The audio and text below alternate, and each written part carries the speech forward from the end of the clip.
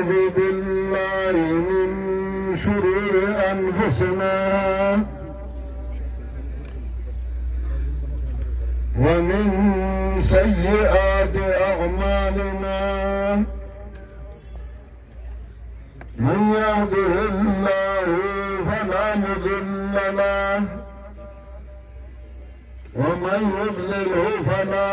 هادي له ونشهد أن لا إله إلا الله وحده لا شريك له ونشهد أن سيدنا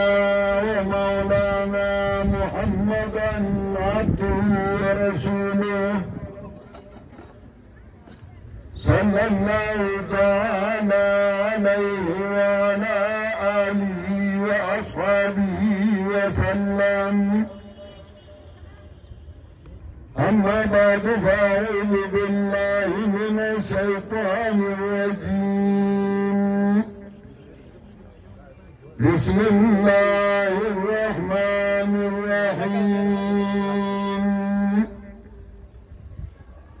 فلا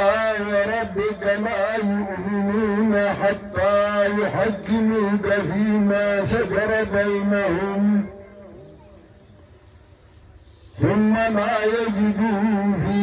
أنفسهم حرجا مما قضيت ويسلموا تسليما. محترم معززین مسلمانانو هر سنه مخکې ستاسو نه معافي غواړم لکه زه ناوخته راورسېدم خو ما ایله نه ده کړې وختي را روان شوی وم 15 घंटे سفر مو وکړ موټروې بنده وه کته دروند دی یا موږ مردان تخبایه او په هغه طرفونو باندې رالو رشو مو نو ما ایله نه ده کړې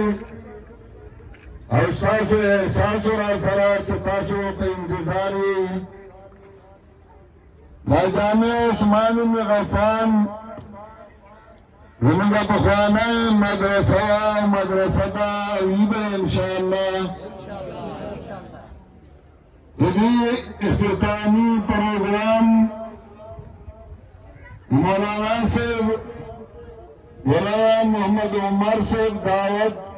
دا ما هیڅکله نشو پرېښودی ورنه د راتلو بانې او عذرونه مې وو زمونږ کلي کې یو سړی غازي بابا نوم یې حجرې ته راغی ورځې غم کې خلک ناست دي یو راغی لاس یې ملاو کړ بل ملاو کړ یو یې ښې راغلی بل یې ښې روسې چې یو ساعت تېر شه هغه ګوت نه یو تن اواز وکړ غازي بابا ما ګوره ښې راغلی ویلي دي هغه یې ما میله نه ده کړې نو تاسو انتظار وکړئ ما میله نه ده کړې چې څومره زموږ وس کې دی نو ما ویل چې زه په ټایم راورسم په دې کې به د الله څه حکمت وي الله دې تاسو له اجر عظیم درکړي زما خو خیال دا و چې بخاري شریف آخري حدیث اختتام دی زما روان وویل شوی د هغې متعلق یو دوه مختصرې خبرې کوم او تقریر اوږدوم نه لکه وروستو بیا پروګرام دی نو هغې هم تلل دي په دې دنیا کې هر یو انسان دا غواړي چې زه په لږه سرمایه باندې ګټه ډېره وکړم دکاندار هم دا تپوسونه کوي چې کوم یو دکان به فایدهمني سودمني چې زما به پیسې لږې بند شي او ګټه زما ډېره وشي نوکر پیشاهم دا کوشش کئی چلا سے نوکریو گورما چبائی ڈیوٹی کمائی اور تنخواہ زیادہی ہوٹل والا ہم دا کوشش کئی ہر وہی جو سرمایہ میں کماؤ لگی ہو گھٹ راتا دیر راشی سیاسی خلق ہم دا سوچ کے اڑم دی چکر آئیمیاس منڈی تڑی کسی ڈبولی ورمی ڈبولی سوک رانا پٹیگی اور سوک نلاویگی خیر آئیمیاس ومن منتو کو بیا با پینزکال دائی گنتا منتو نکئی اتیم بغالی اما سر بٹیم نی مار سڑے زان کڑائیخ پلی گٹیلا وہ آکر مند او خیار انسان آدے چلت رانا کٹاو کی خگٹاو کی او لگ زانو کڑائی آج کڑاو ناگی آگا طریقہ کار اور گٹا و سرمایہ اگر دوارا من طرف نزد خود لی دی دا دنیا جواندو دا لگ جواندو دی کے لگ کڑاو گٹے دیروا اب دی جوان دا خوشحالائی جوان او دا غید پارا منڈی تاڑی اولی زلی او دی دنیا کی یو سڑے پا کوٹن مورتا ناسی پا گرمائی کی اور طول ارزگا ناسی او خوالی پر آروانی آگو اس جنت کٹن کو جنت نشی کٹلے پاگے اللہ نے رضا کی یو سڑے وہی پا دی جمی کی مانا نکرا چولئی جانگے میں چولئی پا یخو بو کی با اولارم او دا دیر پارچ اللہ رضا شی والا میں رضا کی دے بزان کڑئی قرآنی صلاح و عجر بنی قرآن کریم منتظر اللہ خودلی چتا اللہ رضا کے والا خوشحالے نو تے سرمایہ لگو ستا جون ستا سرمایہ دا اور دا دور قیمتی سرمایہ دا چلا پا کروڑوں میں ہمیں لائنی کی کدا پا پیسوں میں لائنی دا نو بادشاہان و ماندار و خلق بعد غریبان میں جون دا غستے ہو کدا پا پیسوں میں ملائنی پا دولتوں میں ملائنی اور تعالیٰ اللہ مفتر کرے چاہے ستا جون دے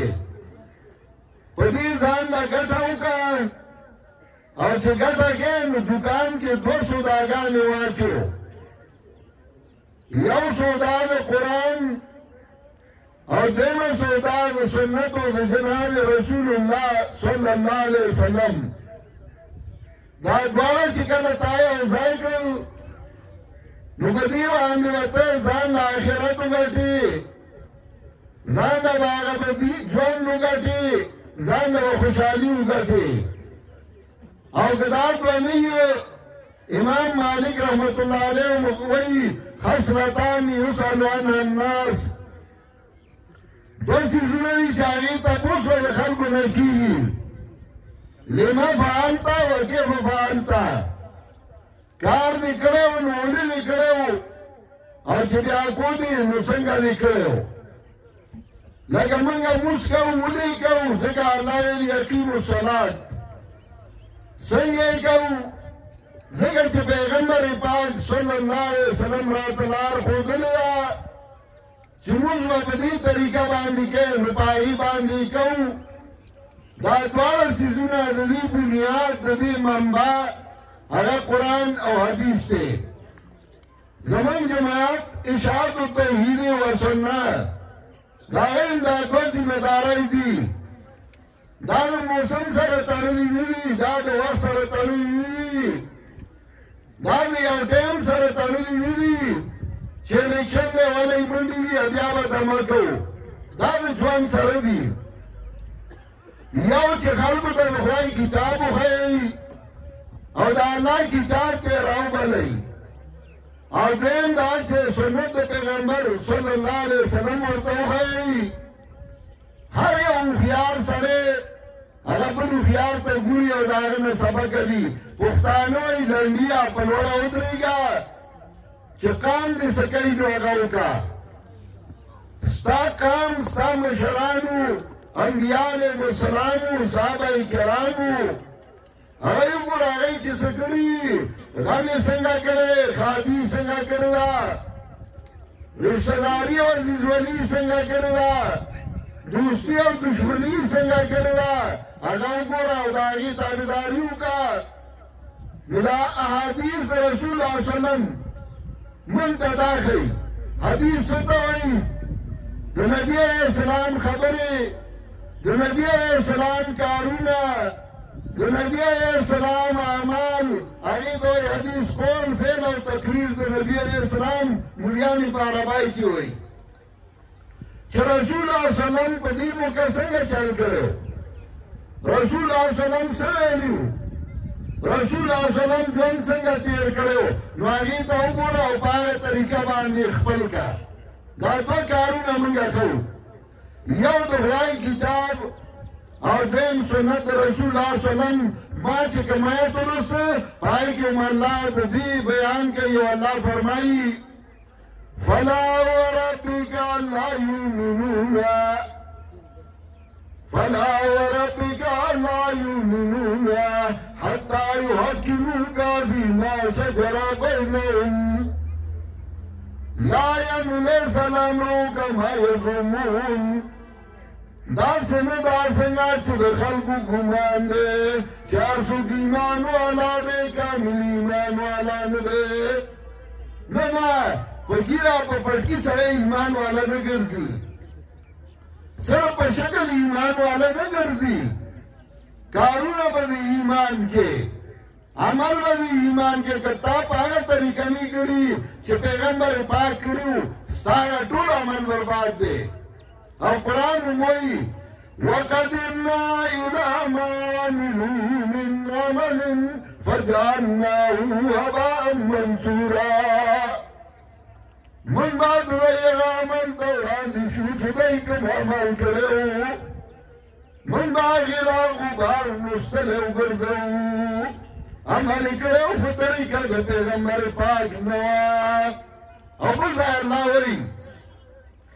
عاملة ناصبة تصلى نارا حامية عمل کړی ستړی شوی خو جهنم به ځای شي ځکه عمل یې وکړو په طریقه د پیغمبر پاک باندې نو هغه عمل قبول او منظور نه دی نو الله وایي عمل باندې منظوري کامل ایمان باندې چې درې شرط دی نو الله وایي فلا وربك لا يؤمنون حتى يحكموك فيما شجر بينهم نلا سکار سن کی مخلوق گمان دے چار سو کی ایمان والا دے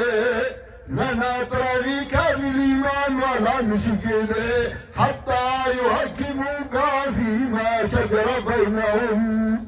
تراغی چستا سنت فیصلہ کنو نکر دئی آگا کی چه دی ترمینز راغلی یو غم او خاطران دا پیغمبر پاک پر طریقہ دیکھے اگرم حتى يحكموك فيما شجر بينهم ثم لا يجدوا في أنفسهم حرجا مما قضيت بیا زړونو کې تنګسیا او نمومي دا کینا چې ستا سنت فیصله وکړه پیغمبر پاک څنګه کړي پای خوشاله یا زه کله کله ډېر ستړی راشم لکه اوس هم زه لاهور نه کلي ته رالم بیا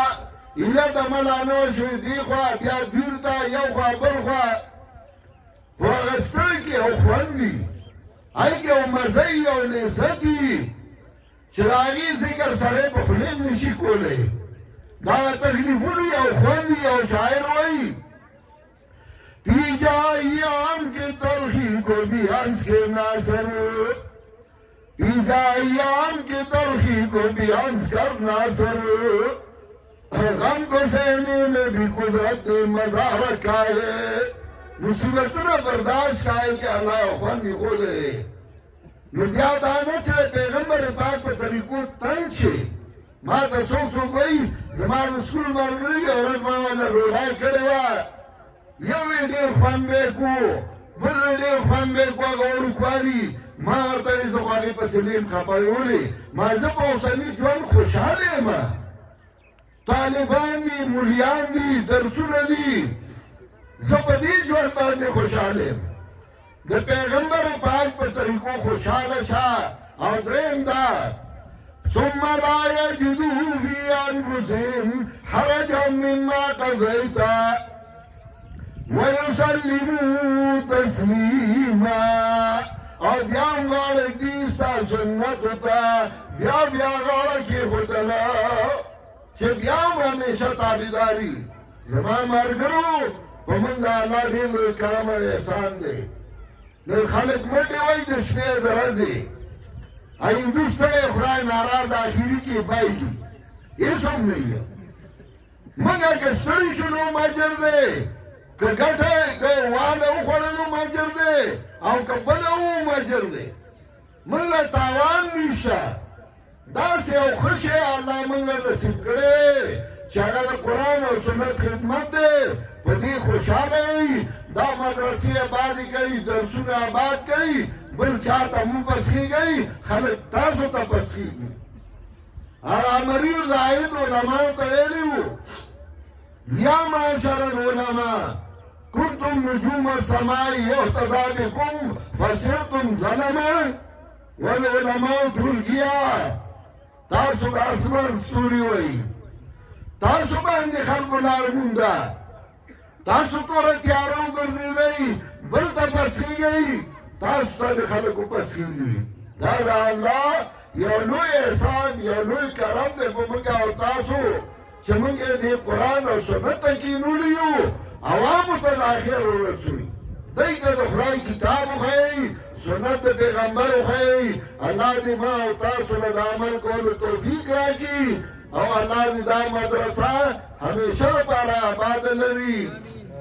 دا علماء کرام شیخ عبدالله صاحب دا نور مشران دا زمونږ دپاره پیشوان دي زمونږ دپاره ستوري دي مونږ به دی لار مومو الله دې دی عمرونو کې برکتونه واچوي دا څومره ملګري چې راغلي دي الله دې ټول اجر عظیم ورکړي او چونکې زه لیټ را رسېدلی یم تاسو انتظار کړی په دې لږو خبرو باندې اکتفا کوم وآخر دعوانا ان الحمد لله رب العالمين استغفار او درود وایي